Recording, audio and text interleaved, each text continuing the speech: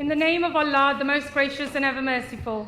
Ladies and gentlemen, first and foremost, I would like to express my gratitude to God for granting me this opportunity to address all of you here today. I want to extend my thanks to my parents for their unwavering support and guidance and instilling in me the values of integrity, bravery in challenging times, and a commitment to helping others. My parents migrated from Sialkot, Punjab, Pakistan to Oxford, UK. I am proud to be the second generation born and raised in Oxford. As the first Muslim, the youngest and the first woman of colour to hold the position of Lord Mayor in Oxford City, I strongly believe in the principles of love for all and hatred for none. Instead, I spent nearly 2 weeks in prayer, seeking guidance and fervently asking for divine intervention. The counsel and prayers of the Khalifa of our time, who I consulted, along with the God's grace, have enabled me to stand before you today. I reaffirm my trust in God. It's welcome to our investigation here.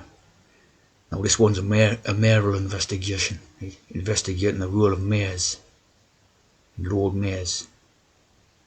Now as you see here, it basically says the offices of Mayor and Lord Mayor have long been ceremonial posts, right, with few on duties attached to it. Right?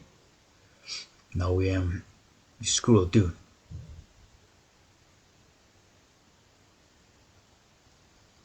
And the title of mayor was given to the head of each municipal council or corporation, right? With the post holder being seen as the first citizen who spoke for the whole town, right? So that to me is not a thing that's got no, a rule that's got no, authority or something, right? That to me seems like it's quite an important rule on a council, right? If it's seen as the first citizen who speaks for the whole town or district, right?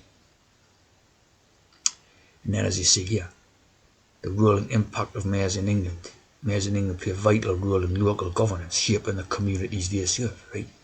So the idea of it being a ceremonial thing with no powers type of thing, right, is obviously being put there to mislead for some reason, right? Now, as you see here, right, as of mid to late 2025, there is no single reliable official count of how many mayors in England identify as Muslim, right? Now, that should just be a standard question, basically. You should be able to get an answer to that straight away, right?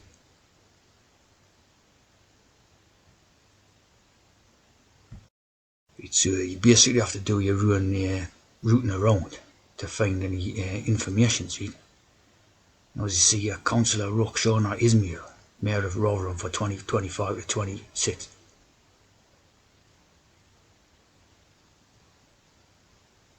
So there's one for a start. Right? And there's one, the new Lord Mayor of Sheffield is Somali, not Pakistani. Her selection was satisfied Islamists. Right? That's two. Right? So here's Magid Magid, a Somalian Lord Mayor. Right?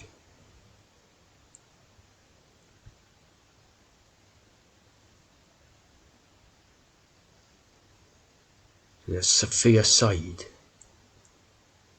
Yeah. That's another one. Yeah. So all these, Magid Magid has held the post of Lord Mayor. Right? So is Safiya Saeed and all this, right? So you're basically talking about, there's quite a few, there's quite a few basically foreign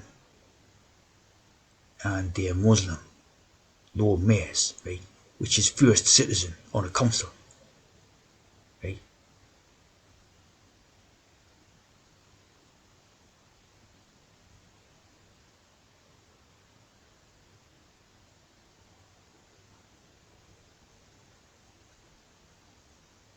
Worshipful, worshipful. Right? Which means the average normal person is supposed to worship like this person, right? So you see, there's purposefully a bit of confusion about the rule, right? Or mayor, it's a civic mayors or Lord Mayors with ceremonial rules. right? But a lot of them are acting councillors, and after being acting councillor in order to be elected as a Lord Mayor, right? So basically these people are councillors, right? And have influence within the local districts where they are Lord Mayor of, right?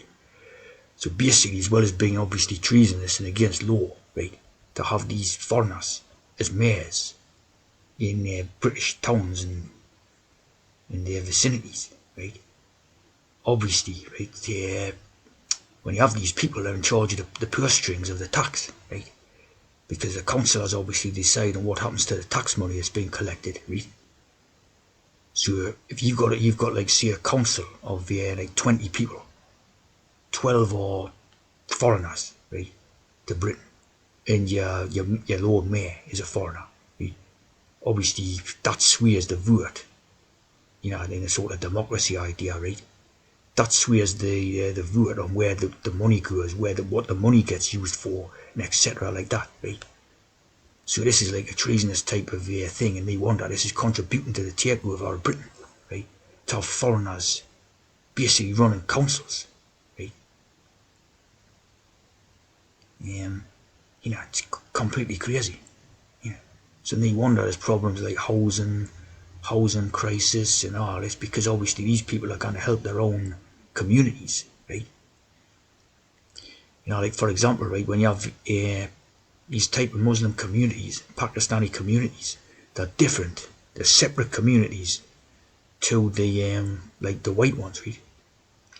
So if you and they never interlap, they never overlap. They're two separate communities, right? So you see that who do you think if you've got like a Muslim council, majority Muslim council or Pakistani council or Bangladeshi council or something like that, right? Or Somalian out, right?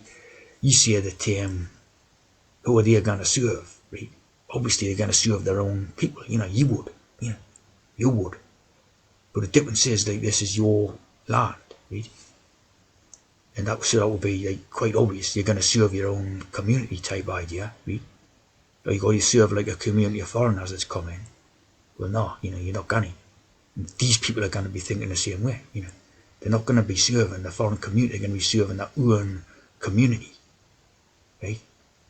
And using the British tax money that's been basically raised by the native British population, right? And taking that money and then channeling it into things for immigrant populations, it's just logic. It's logic, isn't it? It's like giving them the purse strings to the tax money, right? It's like putting a mouse in charge of a biscuit tin, You come in the next day and you think, where's all the biscuits gone, And the mouse is eating it, obviously, So it's just crazy, it's crackers. I mean, as well as being totally against all existing law and all that. But you can see why the place is being taken over. It's being taken over within and without, It's not just a case of immigrants arrive in a country and then just really take over. Obviously that can't happen, They've got to have some inroads via council or authority, government and all that. And this is how they did. You put a couple of these in strategic positions in local government and the rest just falls into place, They'll serve their own. If there's a housing thing, like a council house comes up and that, will they give it to a family of native Britons or give it to an immigrant family, And then of course someone comes to them and says, my cousin there, my cousin needs a new house, from he's just coming from Pakistan, right? And of course, we'll sort that out for you there, Saeed or something, It's simple as, So the corruption, right? We always knew it was corrupt to a certain degree, but now you're talking about foreign corruption, So it's not even corruption that's based on British type of values, if you like, Now it's corruption that's pretty stemming all the way to Pakistan, Somalia, and Bangladesh, and God knows where else. So this is how they did, they take away your land from within. And how the hell did they get into these positions in the first place? Someone actually allowed them in, right? Probably took a backhander from a foreign government or something, right? They get into this position, and there you go. They can wave obviously visas in, and they bring in a lot of dependents for each immigrant who comes in. It's how you take our land. You got your hands on the purse strings for local council, right?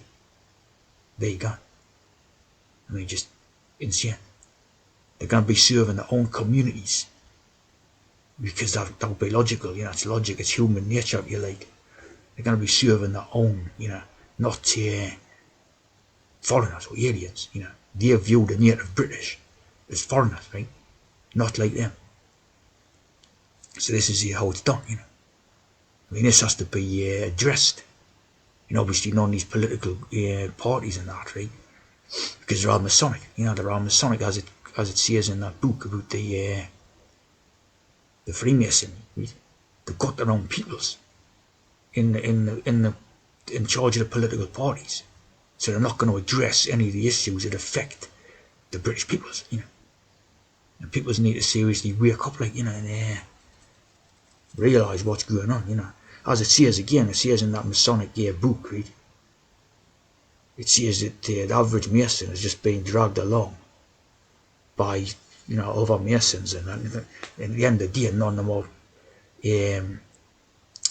aware of what they're serving, why they're serving, and what's going to come about. They're just doing what they're told, or what they're brainwashed to believe, right? And at the end of the day, this is like sleepwalking into annihilation, extinction of the race, takeover by foreigners of the country. You're giving them the purse strings. I mean, they wonder the places they're going the way it's gone. Crackers, totally crackers. All these places, these are run by Muslims. They're just mental.